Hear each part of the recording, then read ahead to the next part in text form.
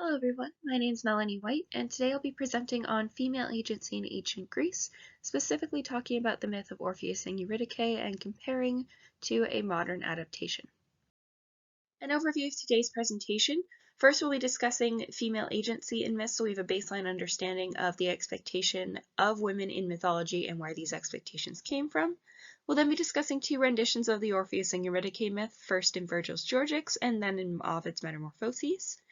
We'll then be discussing Eurydice's agency in these ancient sources so that we understand what she was and was not able to do according to the ancient authors.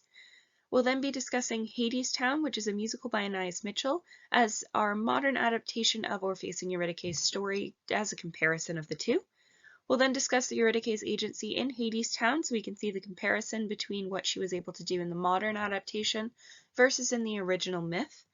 We'll then be discussing this comparison more deeply in ancient sources versus Anaïs Mitchell, and then the importance of female agency in modern myth and why this topic should continue to be discussed. So first, discussing female agency in myth, we begin with a quote from Hesiod's Works and Days. Prometheus told him to accept no gift from Zeus Olympian, but to send it back in case it be perhaps some evil thing for mortal men. This is coming in the discussion of the origin of women and how Zeus created women. So originally the first woman, Pandora, was created as a punishment after Prometheus continually stole fire from the gods to bring back to mortal men. She was created to be temptation. She was created in the image of the gods to be sort of this trial for mortal men. She carried with her a jar that held all of the evils of the world and was instructed not to open it. But of course, in the story, she does open it, unleashing all of these evils on the world. So in this way, we see the origin of women in and of itself is to be a temptation, to be sort of an evil presence in the lives of men. This translates into a patriarchal society. So we see in women's roles in Greek society, they had two main roles. Primarily, they were expected to live within the home. You typically didn't exit the home as a woman very much. You were expected to raise your family. You were expected to be dutiful and loyal to your husband. There were areas of the home that were solely for you. You did not have any men who entered them. That was specifically for women of the ancient world. So their role was with their family. They had roles in religious festivals such as the Panathenea, when women were the only ones who were allowed to touch the peplops, the garment that was draped over the statue of Athena. And in that way, women in the ancient world sort of had a hand in things that were outside of their home. However, this did translate to a lack of societal standing for women in the ancient world, so women were not allowed to vote, and at these religious festivals, such as the Panathenea, they were not permitted to participate in things like sports or musical contests. They were purely there as sort of a walk through the city to sort of adorn the statue prior to the festival beginning. Now that we have a baseline understanding of women in the ancient world, we'll be moving on to our discussion of specifically the texts involving Orpheus and Eurydice. So the first text that I want to discuss is Orpheus and Eurydice in Virgil. So I have a quote from Virgil. Eurydice fled hastily from you along the river's tide. The dying maid did not see a cruel water snake before her feet that was guarding the banks in the high grass. So in this moment, Virgil is describing through another story the flight of Eurydice from wicked Orpheus, as he describes it. She's torn from Orpheus in death, so from the man that she is meant to be marrying. She's killed by a snake in the grass and then brought to the underworld. This is not something that she chooses. She does not choose to die, although she chooses to flee from Orpheus in this poem. But it is very clearly stated that she is torn from him by fate. This is not a choice that she is making. This is not something that she has actively decided to do despite running from him. And at the end of the day, Orpheus is the one who holds her fate in his hands. So Orpheus wanders to the underworld, praying and singing along the way in such a way that he moves all of the creatures there, essentially to tears, to heed his plight, to allow him to see his wife and bring her back to the world of the living. In Virgil's story, the decision for him to bring her back and the conditions therein is done by Proserpina or Persephone. She gives him the caveat that he can take her back as long as he trusts that she is following behind him and never looks back to see if she is coming. At the end of the poem, Orpheus does turn around, and he sees Eurydice for only a moment, and in this moment, she expresses anger. She calls him wicked. She says, what has she done to him? Why would he turn around and break his promise? So in this moment, Eurydice, while she doesn't have agency, she is able to express her disappointment and her displeasure with Orpheus and the way that he has handled this situation, because now she is ripped from him back to the underworld, never to be seen again. In Virgil's rendition of the story, this follows with Orpheus wandering the world until a point where so many maidens have been scorned by him for marriage that they tear him to pieces, and his head floats down the river and continues to sing of his woe for losing Eurydice. So contrasting Virgil's story with the story of Orpheus and Eurydice in the Metamorphoses by Ovid, so we have a quote from Ovid: while the newly wedded bride Eurydice was walking through the grass with a crowd of naiads as her companion, she was killed by a bite on her ankle from a snake sheltering there. Once again, we see the theme that Eurydice is torn from Orpheus in death, so this is something that fate has described for her. She does not have a choice in the matter. This is something that is just going to happen to her. The contrast to Virgil in this moment is that there's a much more willing atmosphere for Eurydice to be Orpheus's bride. In the Georgics, it's very clear that she is fleeing from, as Virgil put it, wicked Orpheus. In the beginning of the Metamorphoses story, by contrast, Eurydice seems much more willing to wed her husband, and it is entirely, she's just walking with a crowd of companions when she's bitten by the snake. So this gives very much the sense that she did not want this, and this is something that is completely out of her hands. Orpheus once again holds her fate in his hands. He sings his song, says his prayers, and he's taken across the river Styx to Hades and Persephone this time. The judgment is given clearly by both Hades and Persephone that he is allowed to take Eurydice back, once again with the caveat that he never turns around to see if she's following. He is meant to trust that Eurydice is behind him. When Orpheus looks back, Ovid describes it as a moment of hope. He sees the opening, and in that moment there is weakness, there is hope. He has to turn around and see if Eurydice is behind him. When he turns around and sees her, he tries to grab her, and his hands grab nothing as she's brought back to the underworld, forcefully yanked from his grasp. In this moment, rather than in the Virgil's Georgics, where Eurydice expresses anger, in this moment Eurydice just says a fond farewell, and she disappears into the underworld. Orpheus sits by the river Styx. For 3 days he waits to see if he can cross again, but the boatman does not allow him to cross. So he goes back to the mortal world and wanders for some time. Before it is stated, he continually rejects the advances of maidens. He does not marry again, but it's stated that he does turn his affection to boys instead of maidens. So in discussing Eurydice's agency in the ancient sources, it's very clear that her estrangement from Orpheus is not something that is of her own doing. In both renditions, even in Georgics, where she is fleeing from Orpheus in the beginning, her estrangement from Orpheus is something that she does not get to choose how it happens. The fates have ordained that this is the way that it's going to go, that she is going to be ripped from him in death. So in that moment, she doesn't have any agency over how she is going to be separated from her husband. Similarly, throughout both stories, Eurydice does not have a chance to advocate for herself. So in both stories, it's Orpheus who is doing the advocating. He's the one pleading with the gods to release his wife. He does this through his song, he does this through his prayers, but in both instances, Eurydice is described as a new shade. She is not someone who can advocate for herself, particularly in Ovid's Metamorphoses. She's described as wandering from her wound. So she is not a shade that can yet speak to Hades and Persephone. She is not someone who can advocate for herself. Additionally, she doesn't have any say in the way her judgment goes. This is done completely by the gods Hades and Persephone, and they are the ones who decide whether or not she is allowed to leave and the conditions under which she is allowed to. Her way out, similarly, is not her own. Her way out is Orpheus.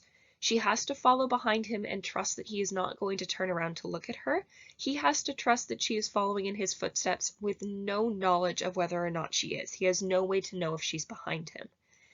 And similarly, in the moment, her fate is decided when he turns around. There's nothing that she can do, even though in Ovid's Metamorphoses they're described to be right at the opening to the world. She cannot continue on her own. It has to be the decision of Orpheus, and that is something that she is forced to accept at the end of the myth. Moving on to our modern adaptation, we're going to be discussing the Tony Award-winning musical Hadestown.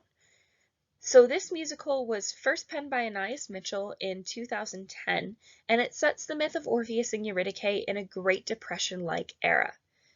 The song opens with a song called Road to Hell, where Hermes, who is our narrator for the entire narrative, sings, "It's an old song, it's an old tale from way back when, it's an old song, but we're gonna sing it again."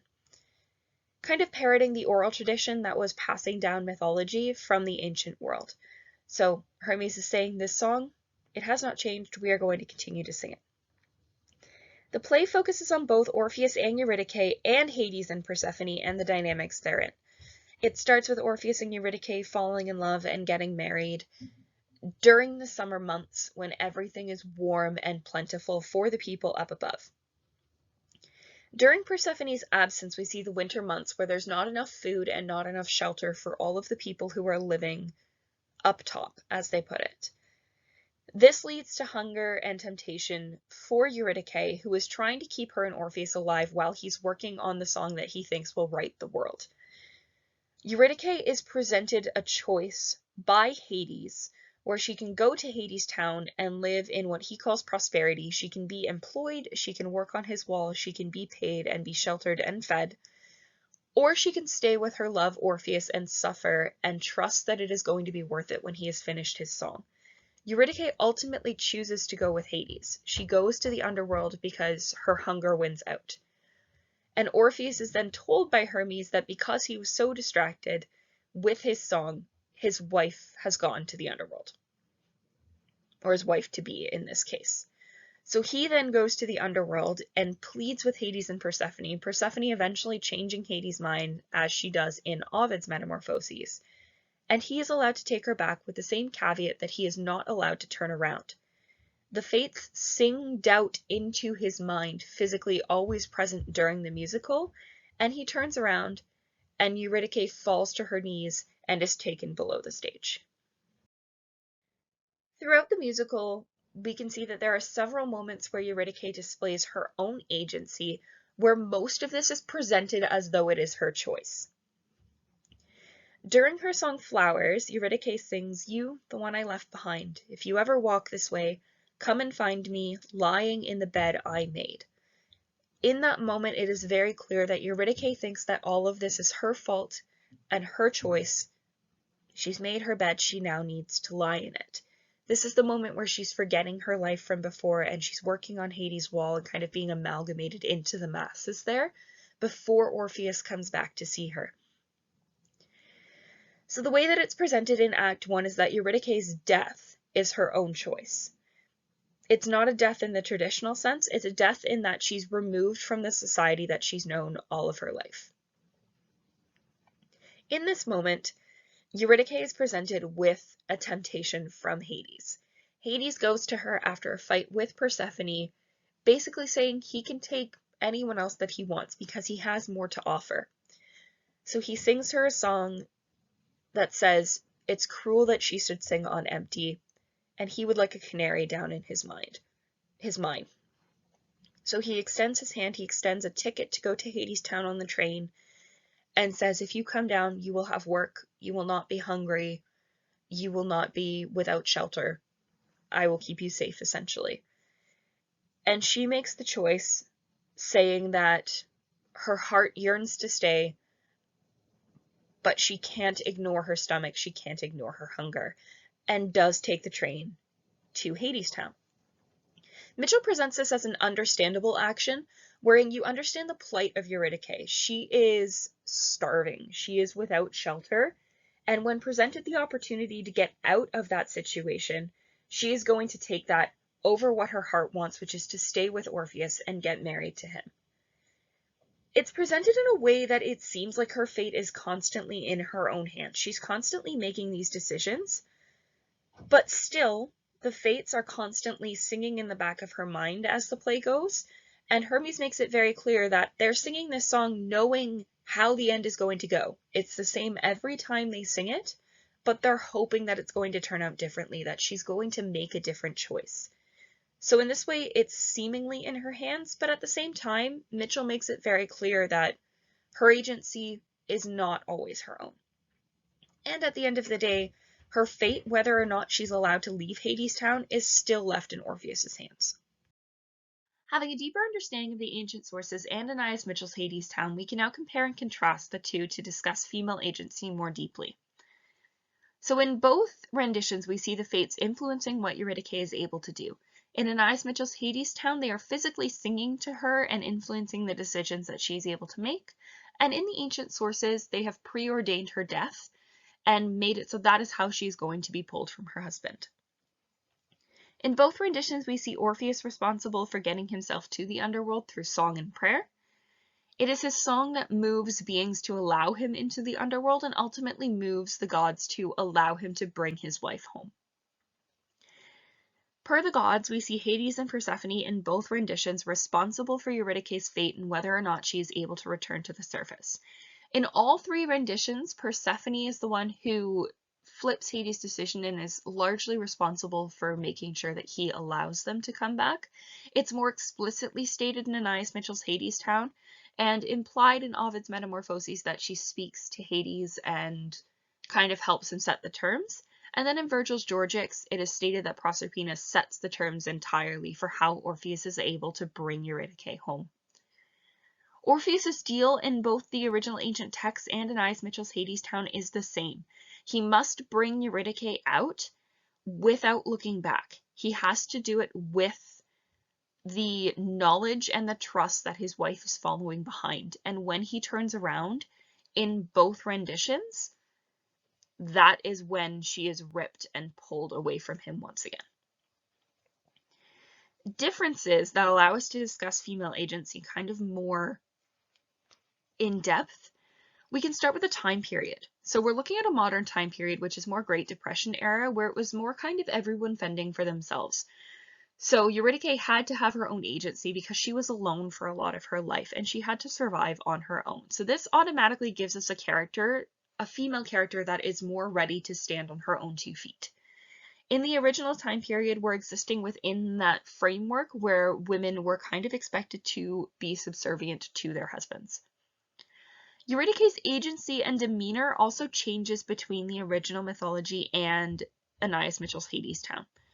So in Hadestown, Eurydice is facing an internal battle as to whether or not she is going to stay with the man that she intends to marry, or if she's going to go to Hadestown and make her own way. Eurydice's demeanor in Virgil's Georgics is very angry at Orpheus when he does turn around, but beyond that, she's not mentioned very much, except for at the beginning and end of the poem.